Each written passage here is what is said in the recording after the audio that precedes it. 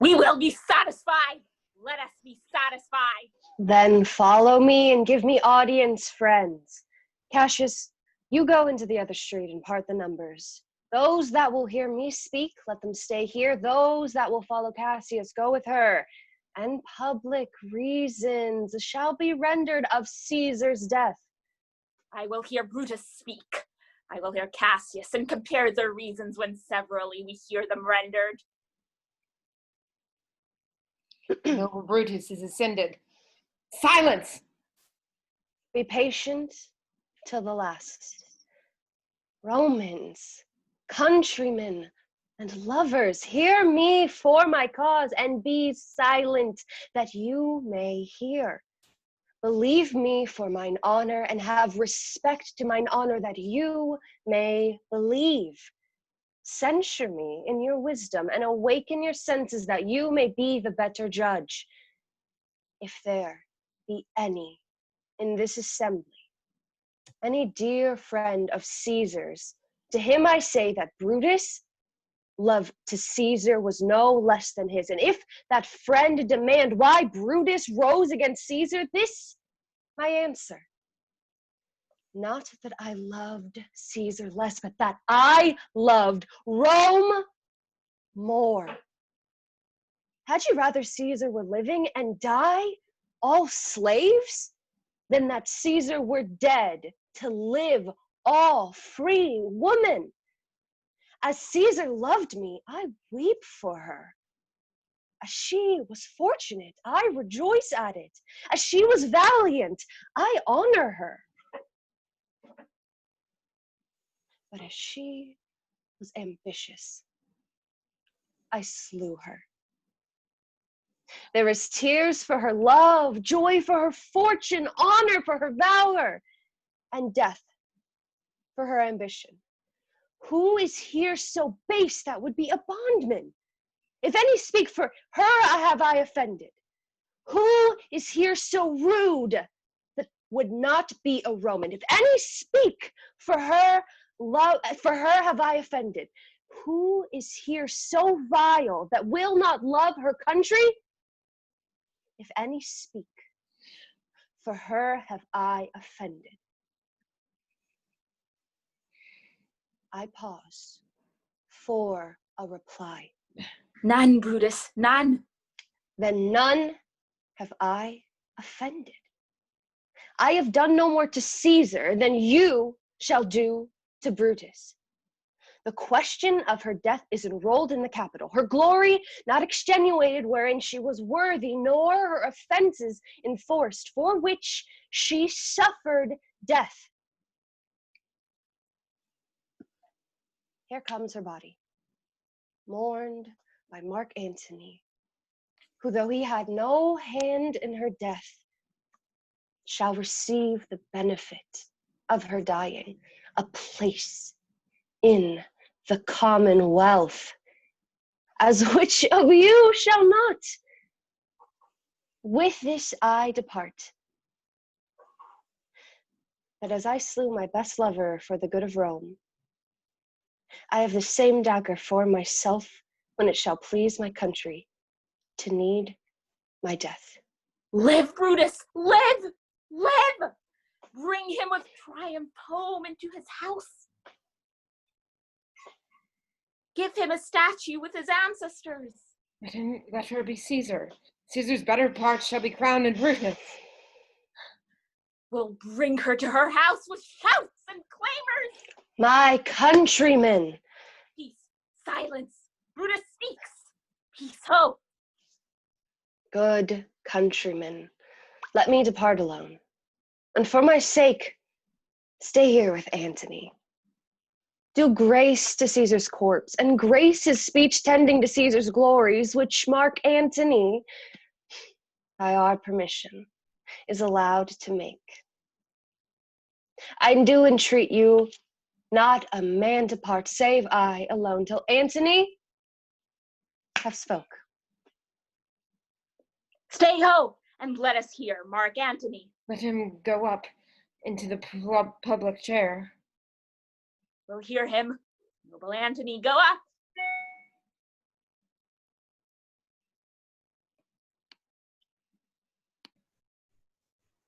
For Brutus's sake, I am beholding to you.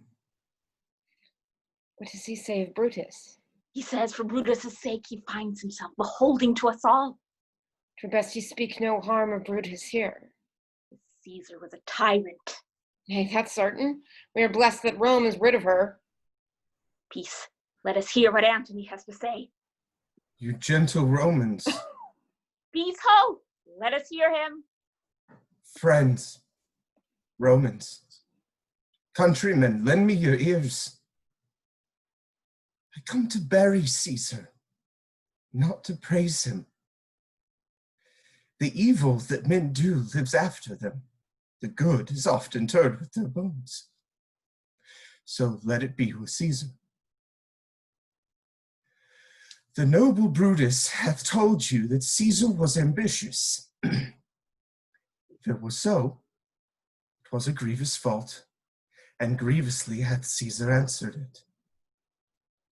Here, under leave of Brutus and the rest, for Brutus is an honorable woman, so are they all honorable women, come I to speak in Caesar's funeral. She was a friend to me, faithful and just, but Brutus says she was ambitious, and Brutus is an honorable woman. He hath brought many captives home to Rome, whose ransoms did the general coffers fill. Did this in Caesar seem ambitious? When that the poor have cried, Caesar hath wept. Well, ambition should be made of sterner stuff. Yet Brutus says she was ambitious, and Brutus is an honorable woman. You all did see that on the Ruplicul I thrice presented him with a kingly crown, which he did thrice refuse. Was this ambitious? Yet Brutus says she was ambitious, and sure she is an honorable woman. I speak not to disprove what Brutus spoke, but I am here to speak what I do know. You all did love her once, not without cause. What cause withhold you then than to mourn for her? Oh, judgment, thou art fled to brutish beasts and women having lost their reason.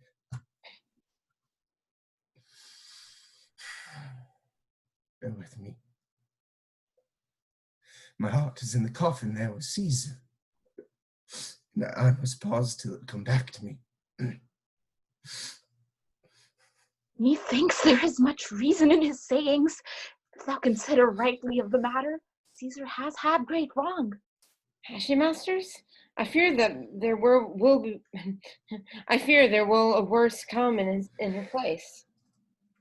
Marked you by his words? He would not take the crown.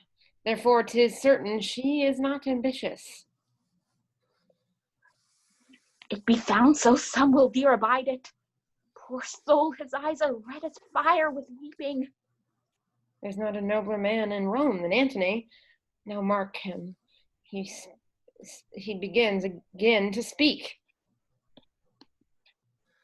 But yesterday, the word of Caesar might have stood against the world. Now lies he there, and none so poor to do him reverence. Masters, if I were disposed to stir your hearts and mind to mutiny and rage, I should do Brutus wrong and Cassius wrong, who you all know are honorable women. I will not do them wrong. I rather choose to wrong the dead, to wrong myself and you, than I will wrong such honorable women. But there's a parchment with the seal of Caesar I found in her closet. 'Tis her will. Let but the commons hear this testament, which, pardon me, I do not mean to read. And they would go and kiss Caesar's dead wounds and dip their napkins in his sacred blood, yea, and beg hair of him for memory, and dying mention it within their wills, bequeathing it as rich legacy unto their issue.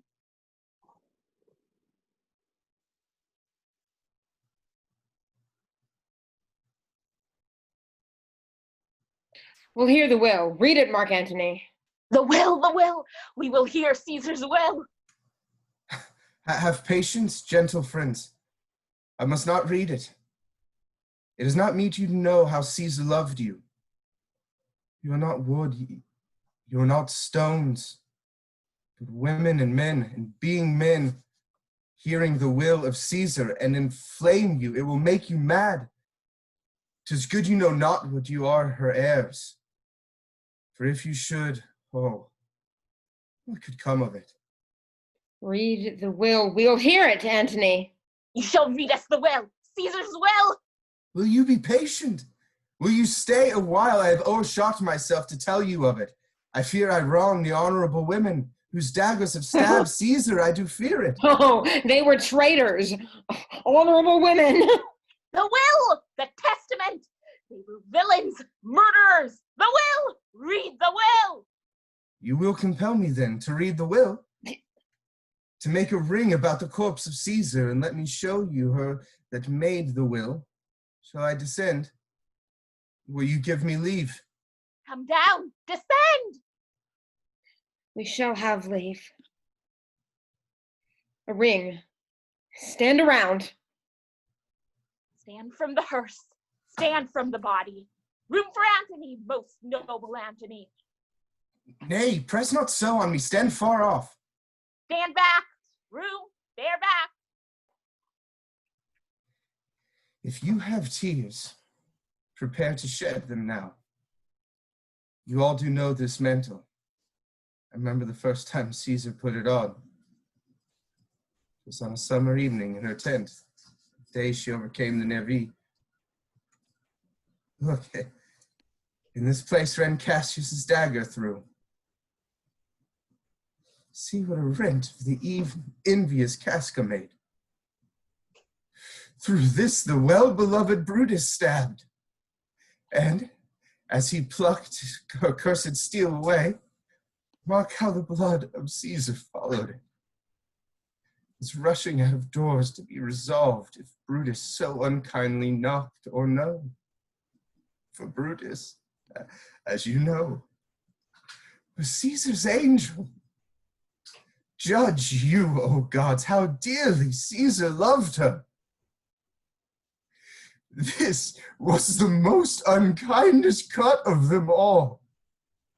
For when the noble Caesar saw him stab, ingratitude, more strong than traitor's arm, quite vanquished him. Then vanquished her, then burst her mighty heart, and in her mantle puffling up in her face, even at the base of Pompey's statue, which by all ran blood, great Caesar fell. What a fall was there, my countrymen! Then I and you and all of us fell down, whilst the bloody treason flourished over us. And now you weep, and I perceive you feel the dint of pity. These are gracious drops, kind souls. What weep you when you behold our Caesar's venture wounded? Look you here. Here is herself marred as you see with traitors. Oh, piteous spectacle! Oh, noble Caesar! A woeful day of traitors. Villains! Oh, most bloody sight! We will be revenged! Revenge about, seek, burn, fire, kill, slay! Let not a traitor live! Stay, countrymen! Peace there, here's the noble Antony. We'll hear him, we'll follow him, we'll die with him. Good friends, sweet friends, let me not stir you up into such a flood stir you up to sudden flood of mutiny. They that have done this deed are honorable. What private griefs they have, alas, I know not, that made them do it. They are wise and honorable, and will no doubt with reasons answer you. I come, friends. Come not, friends, to steal away your hearts.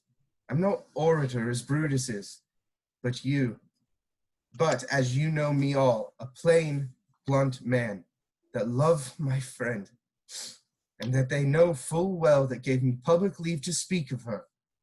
For I have neither wit, nor words, nor worth, action, nor utterance, nor the power of speech to stir men's bloods. I only speak right on. I tell you that which you yourselves do know. Show you sweet Caesar's wounds. Poor, poor dumb mouths, and bid them speak for me. Were I Brutus, and Brutus Antony, there were an Antony would ruffle up your spirits and put a tongue in every wound of Caesar that should move the stones of Rome to rise in mutiny. We'll mutiny. We'll burn the house of Brutus.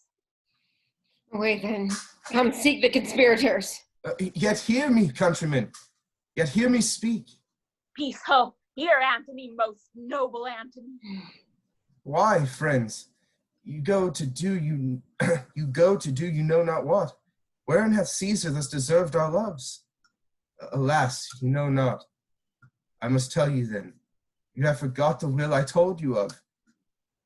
Most true, the will. Let's stay and hear the will. Here is the will, and under Caesar's seal. To every Roman citizen he gives, to every several man, woman, to every person, 75 drachmas. Most noble Caesar will revenge her death. Oh, royal Caesar. Hear me with patience. Peace ho. Moreover, she hath left you all her walks, her private arbors, and new planted orchards on this side of Tiber. She hath left them you, and to you heirs forever, common pleasures to walk abroad and recreate yourselves. Here was a Caesar. When comes such another? Never, never. Come, away, away. We'll burn her body in the holy place, and with the brands fire the traitors' houses. Take up the body, go fetch fire. Pluck down benches, pluck down forms, windows, anything. Now let it work. Mischief, thou art afoot. Take thou what course thou wilt. How now, fellow? Sir Octavius has already come to Rome. Where is he? He is in Lepidus R at Caesar's house. Thither will I go straight to visit them. I come upon a wish. Fortune is merry, and in this mood will give us anything. I heard him say Brutus and Cassius are rid like madmen through the gates of Rome. Be like they had some notice of the people, how I had moved them. Bring me to Octavius.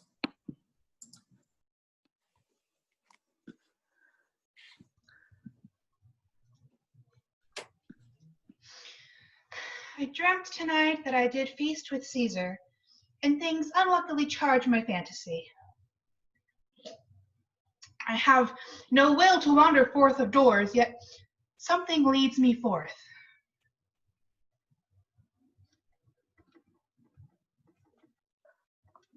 What is your name? Whither are you going?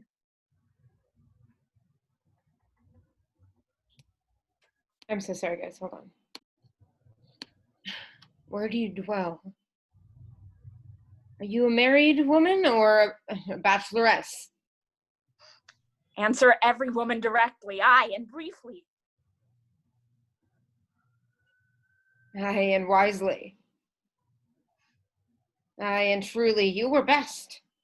What is my name? Whither am I going? Where do I dwell? Am I a married woman or a bachelorette? Then to answer every woman directly and briefly, wisely and truly, wisely I say, I'm a bachelorette. That's as much as to say they are fools that marry. You'll bear me a bang for that, I fear. Proceed directly. Directly, I am going to Caesar's funeral. As a friend or an enemy? As a friend. That matter is answered directly. You're dwelling briefly. Briefly, I dwell by the Capitol. Your name, madam, truly? Truly, my name is Cinna. Tear her to pieces. She's a conspirator. I am Cinna the poet. I am Cinna the poet. Tear her for bad verses. Tear her for her bad verses. I am not Cinna the conspirator. It's no matter. Her name's Cinna. Pluck but her name out of her heart and turn her going. Tear her, come brands, ho, firebrands, to Brutus, to Cassius, burn all, some to Decius's house, and some to Casca's, some to Lingarius's, away, go! No!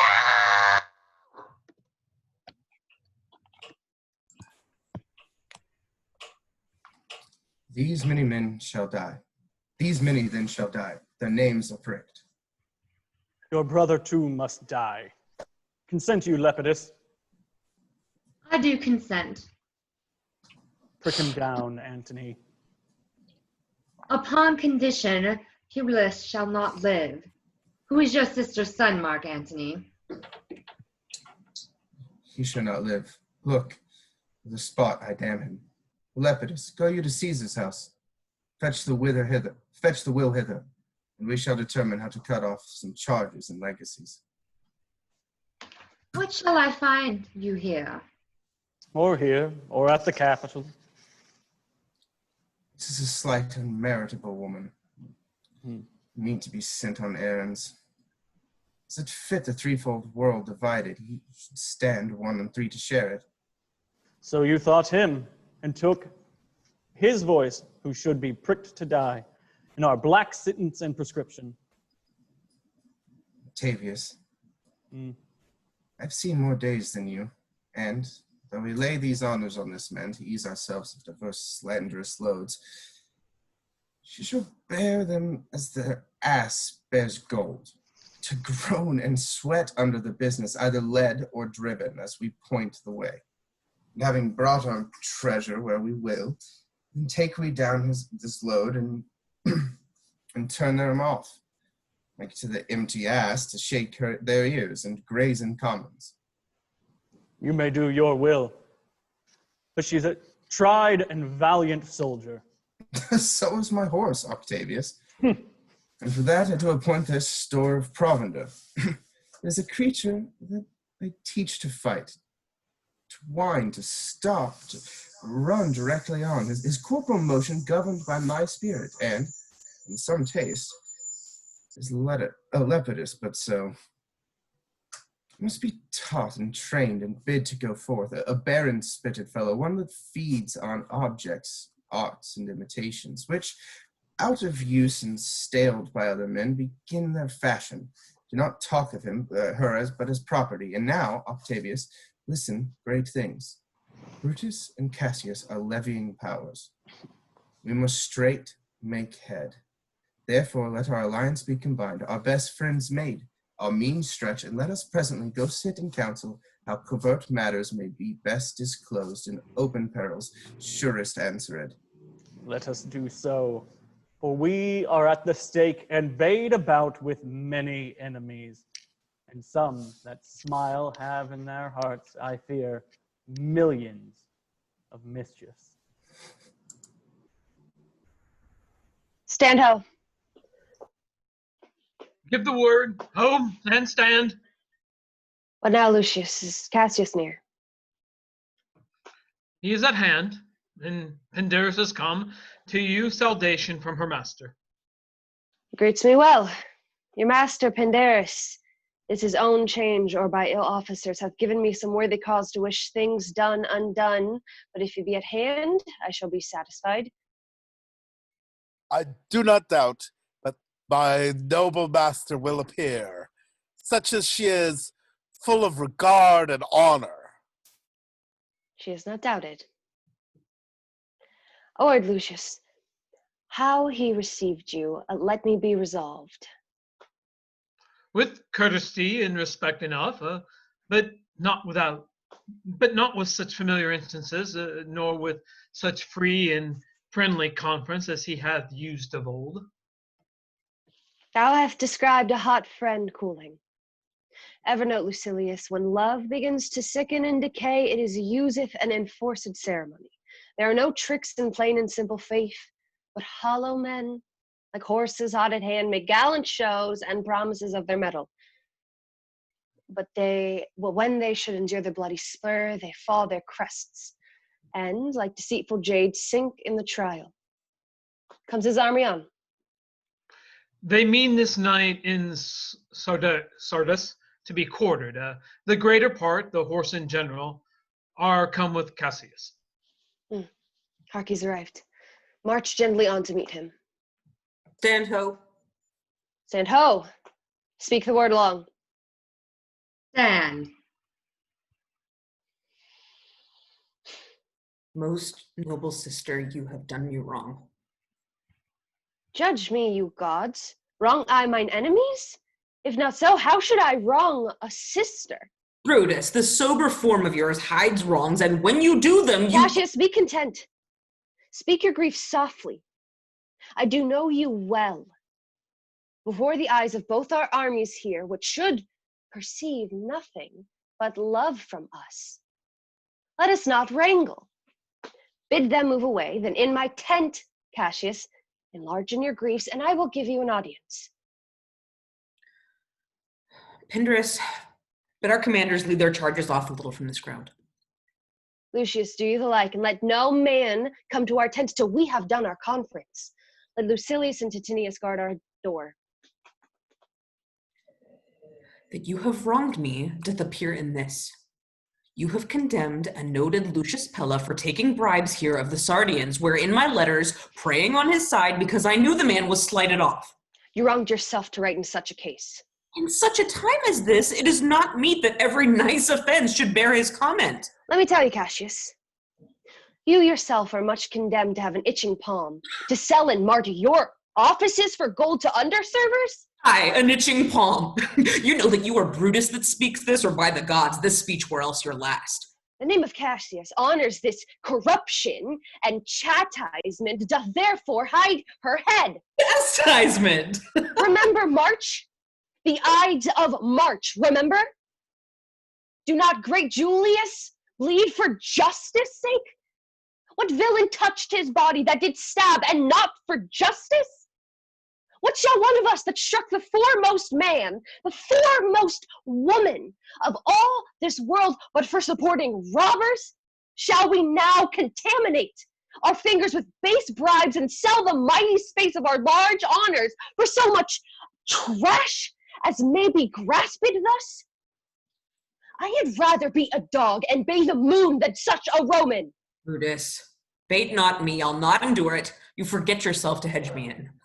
I'm a soldier, older in practice, abler than yourself to make conditions. Go to.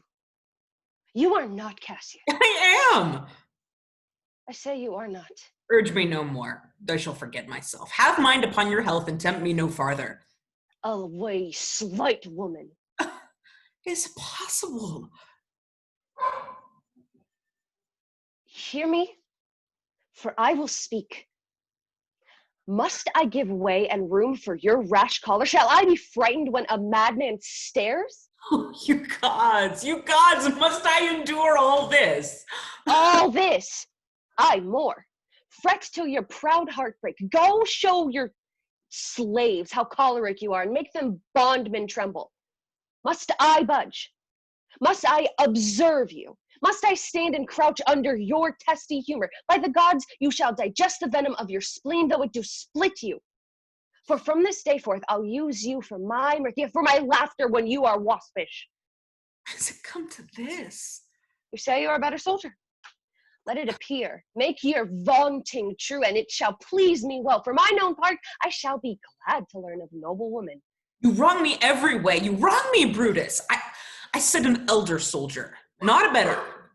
Did I say better? If you did, I care not. When Caesar lived, he durst not thus have moved me. Peace. Peace, you durst not have tempted him. I durst not? No. What, durst not tempt him? For the life, you durst not.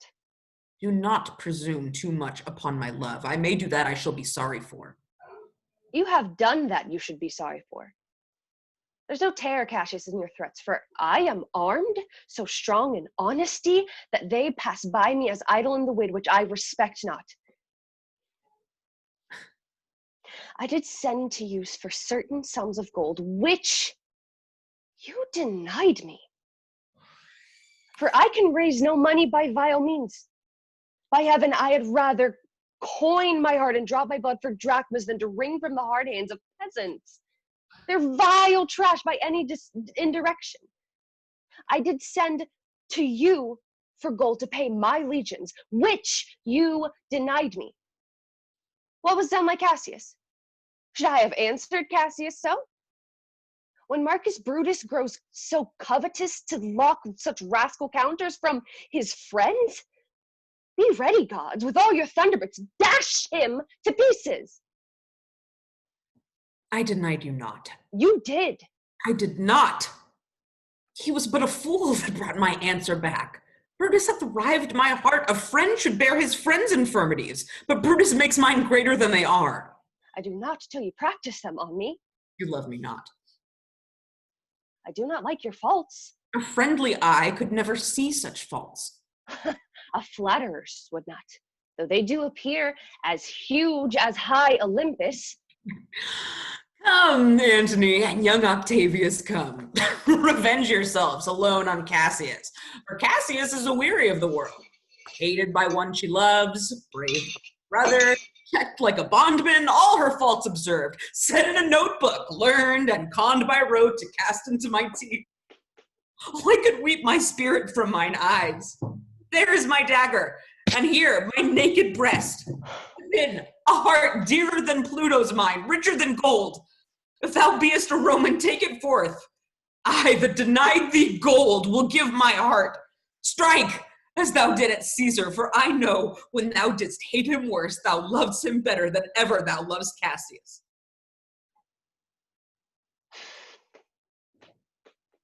Sheathe your dagger. Be angry when you will, it shall have scope. Do what you will, dishonor shall be humor. Cassius, you are yoked with a lamb that carries anger as the flint bears fire, who much enforced shows a hasty spark, and straight is cold again. Hath Cassius lived but to be mirth and laughter to her Brutus, when grief and blood ill-tempered vexeth her?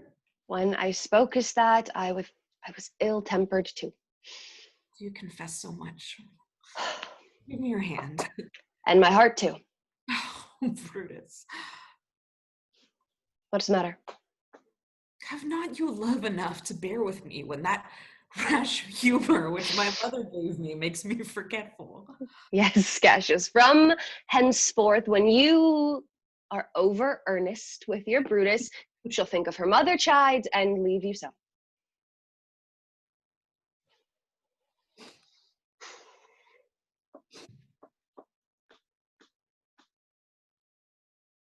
Let me go in to see the generals. There is some grudge between them. 'Tis not meet they be alone. You shall not come to them. Nothing but death shall stay me. Oh, now, what's the matter? For shame, you generals, what do you mean? Love and be friends, as two such women should be. For I have seen more years, I'm sure, than ye. How vilely doth the cynic rhyme. Get you hence, sirrah! Saucy fellow, hence! Oh, bear with him, Brutus, 'tis his fashion. I'll know his humor when he knows his time. What should the wars do with this jigging fellows? Companions, hence. Away, away, begone. Lucilius and Titinius bid the commanders prepare to lodge their companies tonight. And come yourselves and bring Messala with you, immediately, to us. Lucius, a bowl of wine. I did not think you could have been so angry. Cassius, I am sick of many griefs. Of your philosophy you make no use if you give place to accidental evils. No man bears sorrows better. Portia's dead. Portia, She's dead. how escaped I killing when I crossed you so? Oh, insupportable and touching loss. Upon what sickness? Impatient of my absence and grief that young Octavius with Mark Antony have made themselves so strong. For with her death, that tiding came. With this she fell distract, and her attendant's absence swallowed fire. And died so. Even so. Oh, you immortal gods. Speak no more of her. Give me a bowl of wine. In this, I bury all in kindness, Cassius. My heart is thirsty for that noble pledge. Fill, Lucius, to the wine or swell the cup. I do not drink too much of Brutus's blood.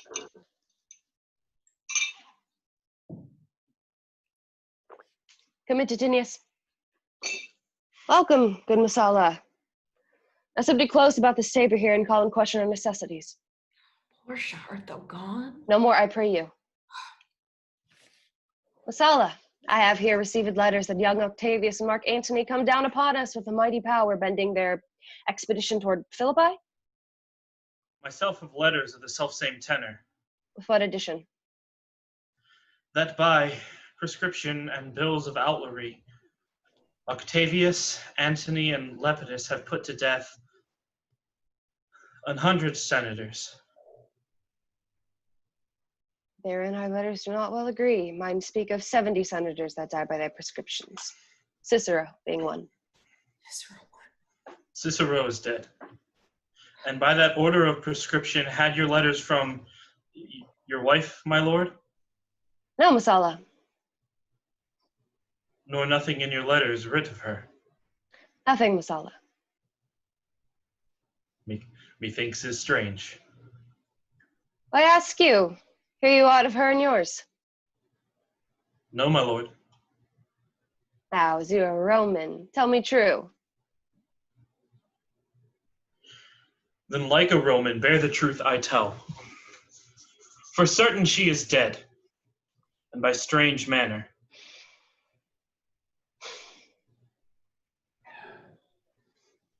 Farewell, Portia. We must die, Masala.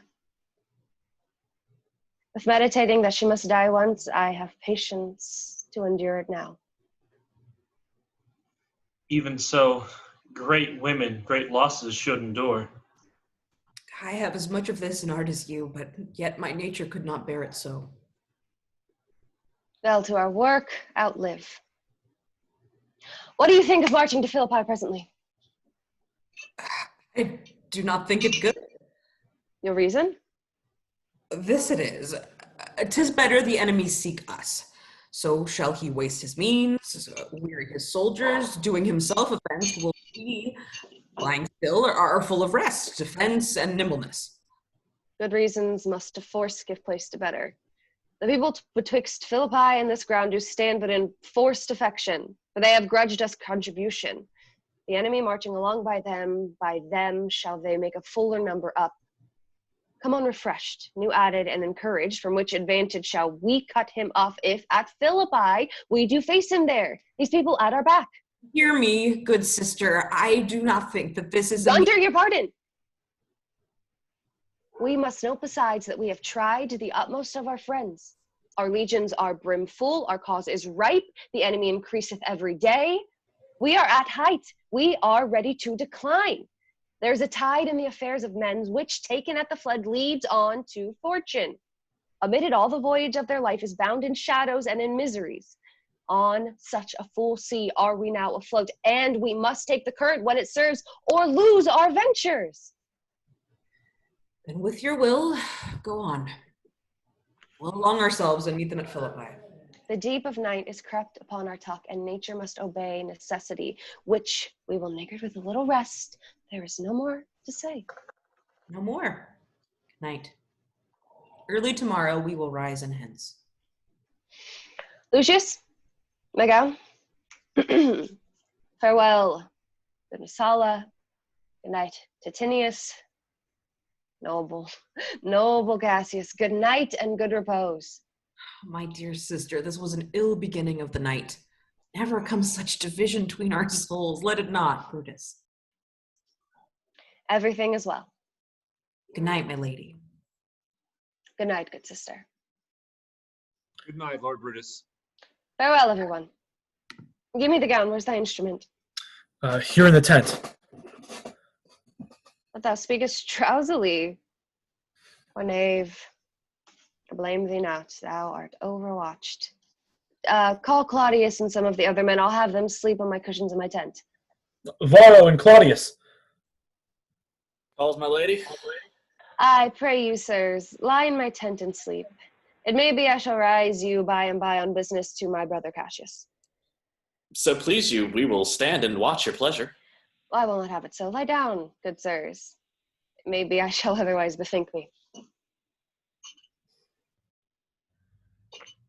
Look, Lucius, there's the book I sought for, put in the pocket of my gown. I was sure your lordship did not give it me. Bear with me, good boy. I am much forgetful. Canst thou hold up thy heavy eyes a while and touch thy instrument a strain or two? Aye, my lord, and it please you. It does, my boy. I trouble thee too much, but thou art willing. It is my duty, ma'am. I should not urge thy duty past thy might. I know young bloods look for a time of rest. I have slept, my lord, already. It was well done. Thou shalt sleep again. I will not hold thee long. If I do live, I will be good to thee. There's a sleepy tune. A murderous slumber. Layest thou thy leaden mace upon my boy that plays the music. Gentle knave, good night. I will not do thee so much wrong to wake thee. Thou dost not, thou breakest thy instrument, I'll take it from thee, and good boy, good night. Let me see. Is not the leaf turned down where I left reading? Here it is, I think. How ill this taper burns.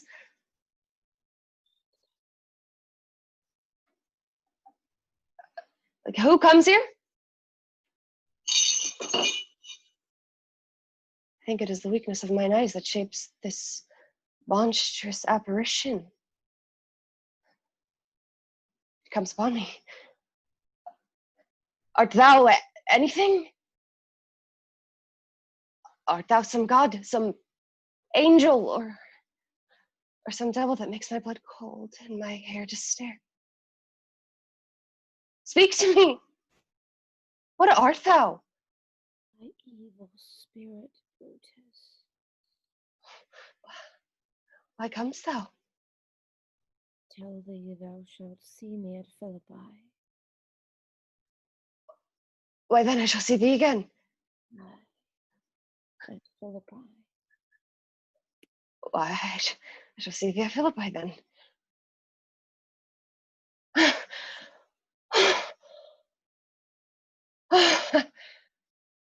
Thou have taken heart, thou vanishest. O spirit, I would more talk with thee. A boy, Lucius. Varro, Claudius, sirs, wake, Claudius. The strings, my lord, are false. He thinks he still has the instrument. Lucius, awake. My lord? Did thou dream, Lucius, that thou so criedest out? My lord, I do not know that I did cry. Yes, that thou didst. Did thou see anything? Nothing, my lord. Sleep again, Lucius. Sir Claudius. Fellow, thou awake? My lady?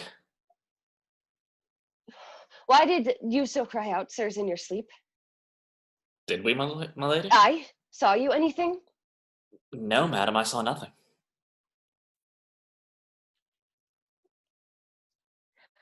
Go and commend me to my brother Cassius. Bid on him his power betimes before, and we will follow. Shall be done, my lady.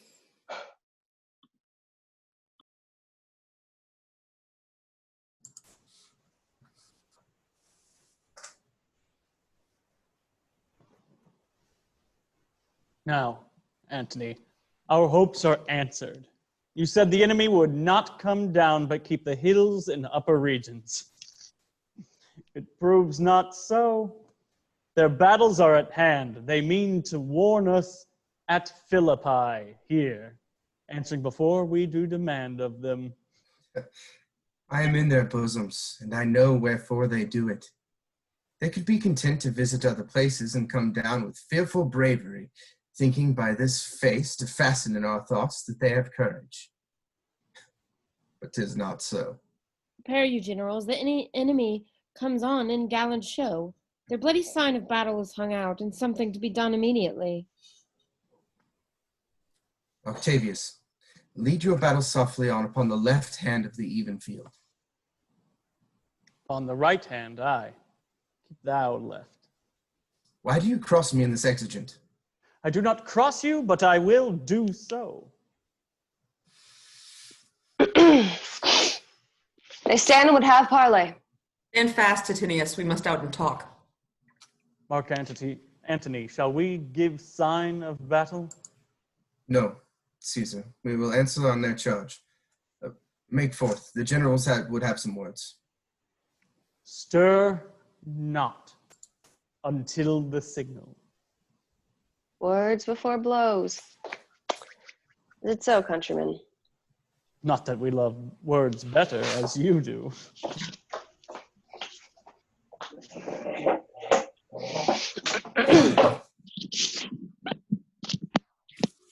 Good words are better than bad strokes, Octavius.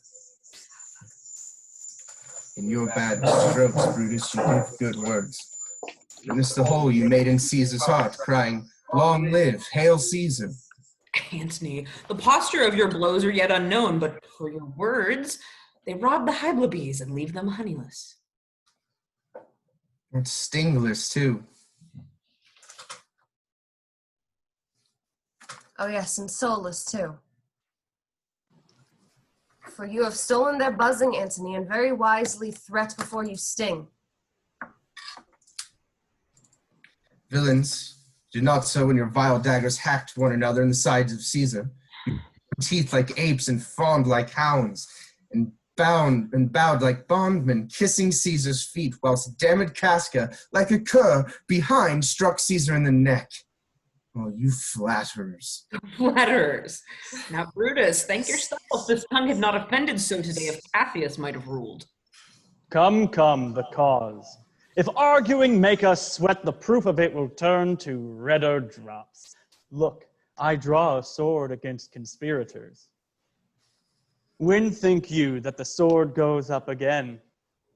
Never, till Caesar's 33 wounds be well avenged, or till another Caesar have added slaughter to the sword of traitors. Caesar, thou canst not die by traitors' hands unless thou bringest them with thee. So I hope. I was not born to die on Brutus' sword. If thou wert the noble of thy strain, young man, thou could not die more honorable. A peevish schoolboy, worthless of such honor, joined with a masker and a reveler. Old Cassius still. Come, Antony, away. Defiance, traitors, hurl we in your teeth. If you dare fight today, come to the field. If not, when you have stomachs.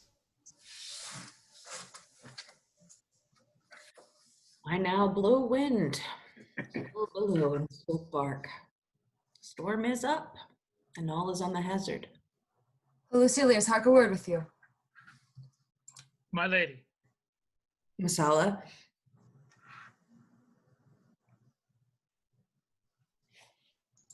What says my general? Messala, this is my birthday, as this very day was Cassius born. Give me thy hand, Messala. Be thou my witness that against my will, as Pompey was, am I compelled to set upon one battle all our liberties. You know that I held up Epicurus strong and his opinion.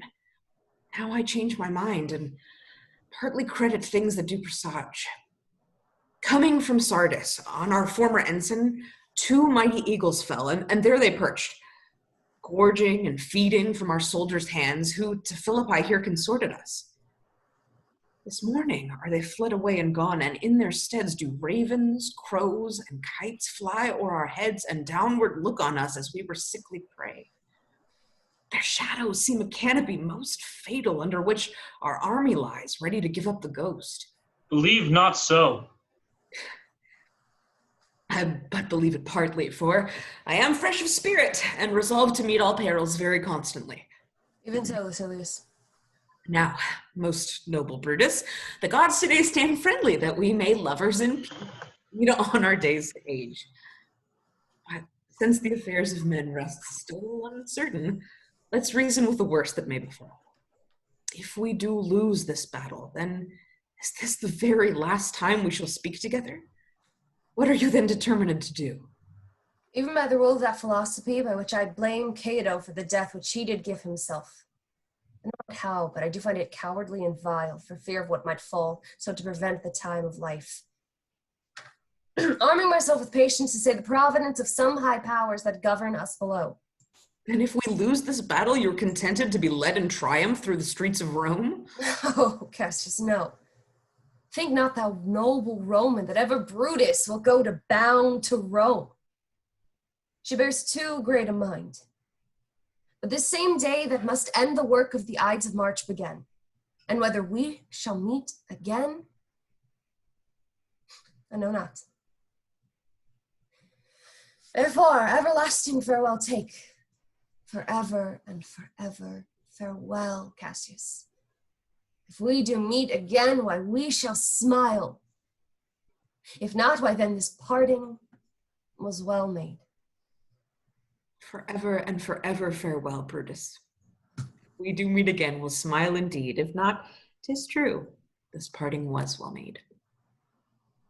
Why then, lead on, that a man may know the end of the day's business ere it come, but it sufficeth that the day will end, and then the end is known. Come, away! Ride, Messala, ride, and give these bills unto the legion on the other side. Let them set on at once, for I perceive but a cold demeanor in Octavius' swing, and suddenly push given him the overthrow. Ride, Messala, let them all come down.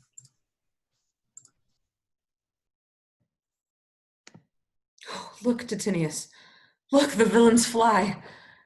Myself have mine to mine own turned enemy. This ensign here of mine was turning back. I slew the coward and did take it from him. O Cassius, Brutus gave the word too early, who, having some advantage on Octavius, took it too eagerly. Her soldiers fell to spoil, whilst we by Antony are all enclosed. Fly further off, my lady. Fly further off. Mark Antony is in your tents, my lady. Fly, therefore, noble Cassia. Fly far off. The hill is far enough. Look, Titinius, are those my tents where I perceive the fire? They are, my lady. Titinius, if thou lovest me, mount thou my horse, and hide thy spurs in him till he have brought thee up to yonder troops and here again, that I may rest assured whether yon troops are friend or enemy. I will be here again, even with a thought. Go, Pindarus, get higher on that hill. My sight was ever thick. Regard Titinius, and tell me thou naught about the field. This day, I breathe it first. Time has come round, and where I did begin, there shall I end. My life has run its compass. Sirrah, what news? Oh, my lady! What news?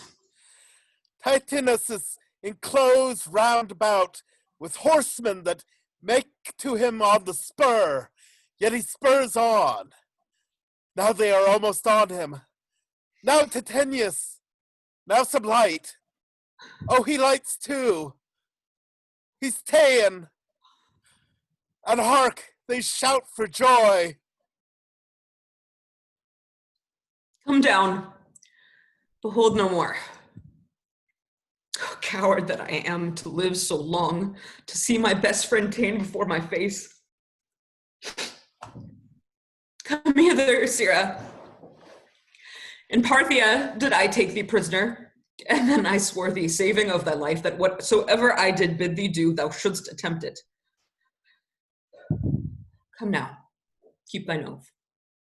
Now, be a freeman, and with this good sword that ran through Caesar's bowels, search this bosom, stand not to answer. Here, take thou the hilts, and when my face is covered, as 'tis now,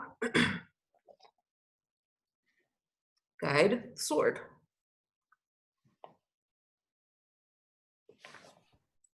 Caesar, Thou art revenged, even with the sword that slew thee. So I am free, yet would not so have been, durst I have done my will. O Cassia, far from this country Pindarus shall run, where never Roman shall take note of him.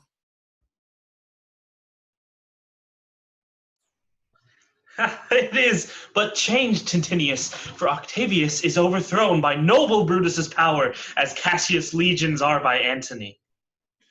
These tidings will, well, comfort Cassia. Where did you leave her? All disconsolate with Pindarus, her bondsman, on this hill. Is not that her that lies upon the ground? She lies not like the living. Oh, my heart. Is not that her? No, this was she, Messala. But Cassia is no more. O setting sun, as in thy red rays thou dost sink tonight, so in her red blood Cassia day is set.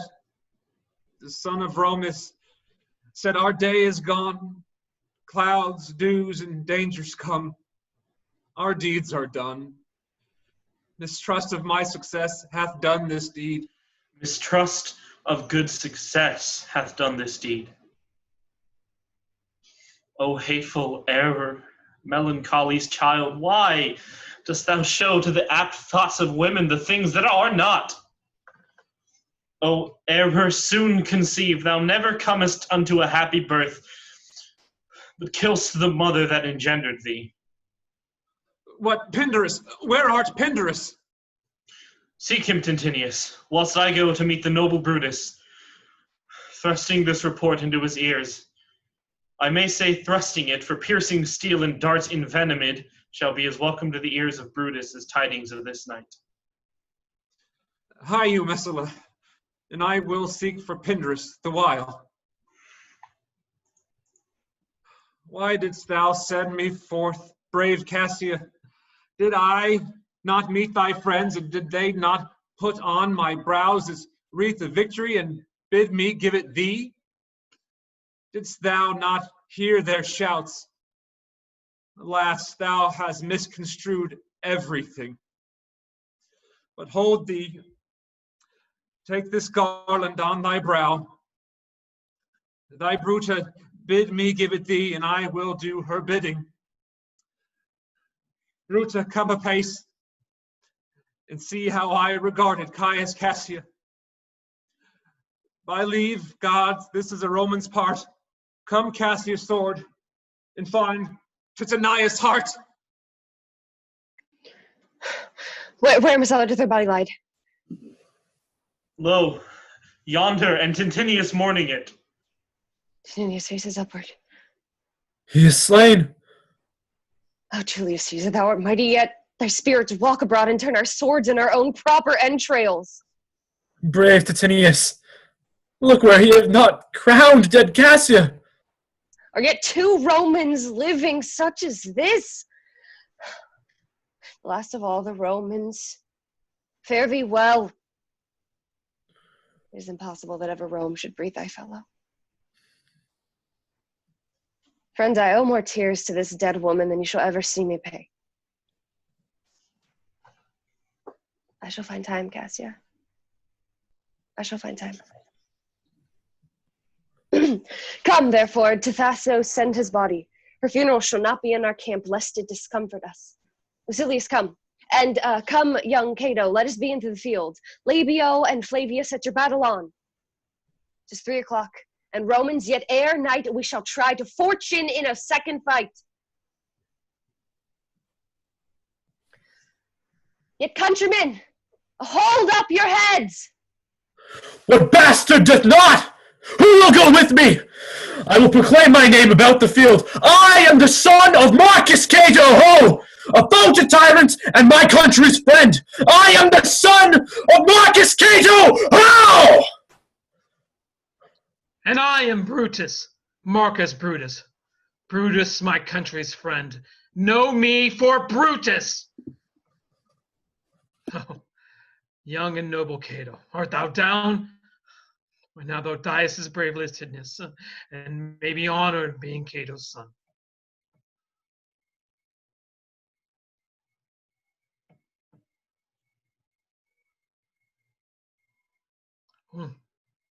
Only I yield to die.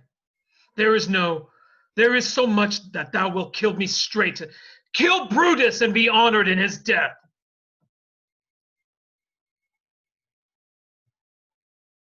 We must not, a noble prisoner.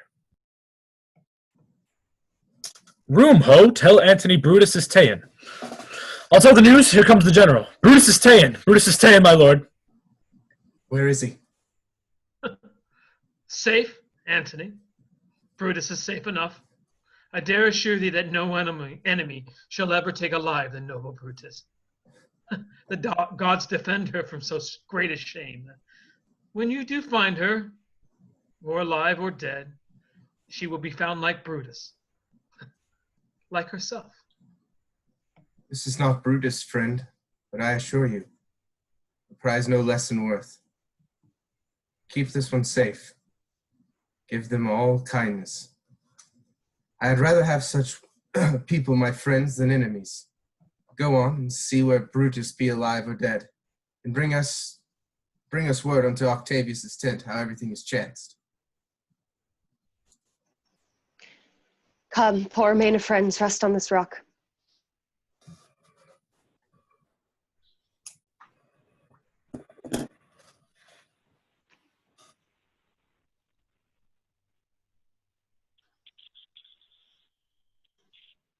Now that is not noble vessel full of grace, that it runs over even at his eyes.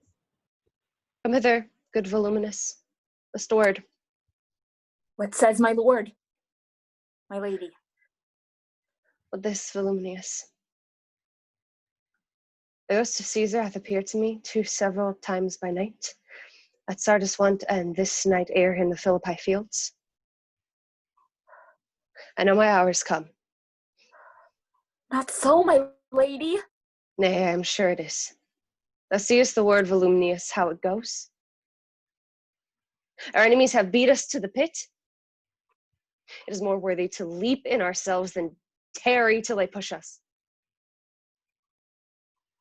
Good voluminous, thou knowest that we two went to school together, even for that our love of old, I prithee.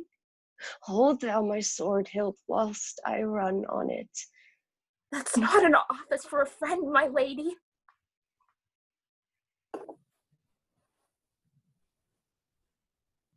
Fly, fly, my lord, there is no tarrying here. Farewell to you. And you, voluminous, straight thou hast been all this while asleep. Farewell to thee too, Strato.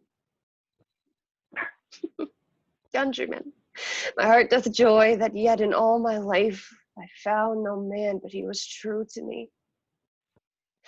I shall have glory by this losing day more than Octavius and Mark Antony by this vile conquest shall attain to.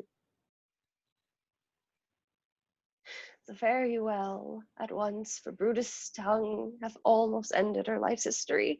Nay, night hangs upon mine eyes, my bones would rest, that have but labored to attain this hour. Fly, my lord, fly. Hence I will follow. I prithee, Strato, stay by thy lord. Thou art a fellow of good respect. Thy life hath had some snatch of honor in it. Hold then my sword, while turn away thy face while I do run upon it. Wilt thou, Strato?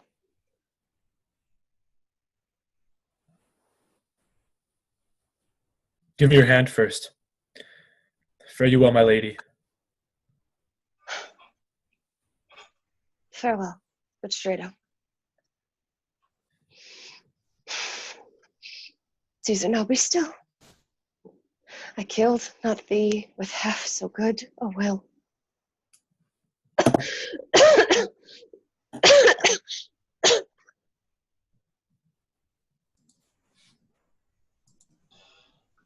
What woman is that? My master's man. Strato, where is thy master? Free from the bondage you are in, Messala.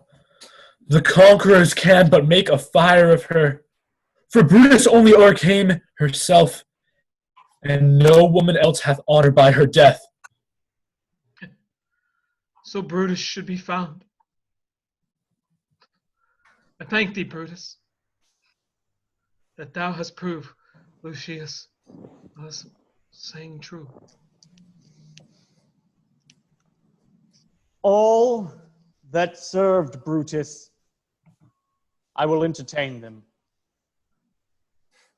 Fellow, wilt thou bestow thy time with me? Aye, if Messala will prefer me to you.